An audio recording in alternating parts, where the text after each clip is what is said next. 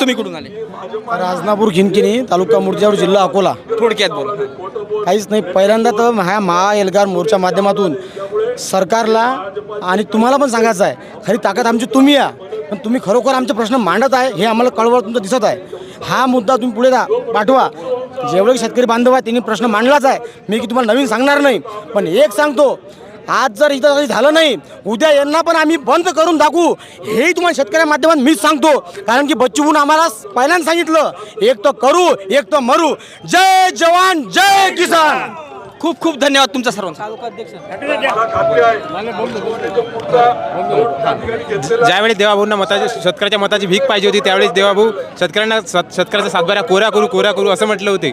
आणि ज्यावेळेस सत्तेत आले, देवाच्या कृपेने सत्तेत आले, त्यावेळेस शेतकऱ्यांचा सातबारा कोरा तर नाही, पण ज्यावेळेस शेतकऱ्याला सर्वात मोठं संकट येईल त्यावेळेस शेतकऱ्यांचा सातबारा कोरा करू म्हणले. आणि आता यावेळेस शेतकऱ्याची कंडिशन अशी झाली की पावसाने शेतकऱ्याचं सोयाबीन पूर्ण वाहून गेलं, तरी पण शेतकऱ्याकडे देवाभाऊचं लक्ष नाही, शेतकऱ्याचं देवाभाऊकडे लक्ष नाही. आणि ज्यावेळेस त्यांना शेतकऱ्याच्या मताची भीक पाहिजे असते, त्यावेळेस हिंदू खत्र्यात असतो, मुस्लिम खत्र्यात असतो.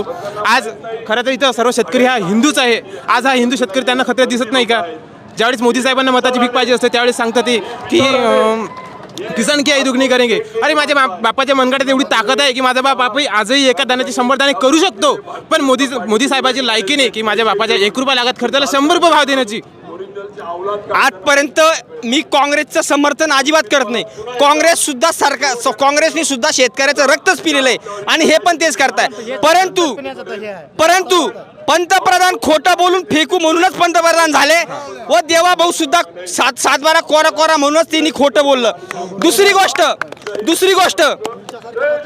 गोष्ट आपण ओबीसी म्हणून सर्व एकत्र येतो.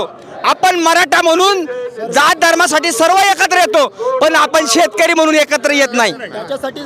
काय आज पहिले पण आज शेतकरी मरतोय. मेन म्हणजे शेतकऱ्यांच्या पोरांचे 40 वर्ष क्रॉस झाले पण लग्न होत नाहीये व शेतकऱ्याचे पोरं यामुळे काही नैराश्यातून येऊन आत्महत्या सुद्धा करताय. आजपर्यंत फक्त इथला शेतकरी जाती धर्मासाठी एकत्र आला, पण आज पहिल्यांदा इथला शेतकरी एकजुटीनं आपल्या हक्कासाठी, आपल्या बाप्पाच्या हक्कासाठी इथं एकत्र आला.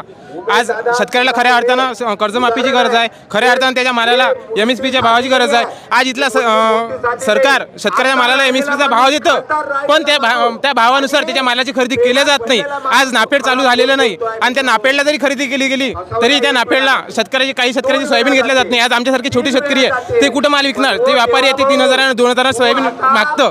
मग आम्ही शेतकऱ्यांनी काय करत? आज माझ्या 2 एकरामध्ये 3000 रुपये सोयाबीनला खर्च आला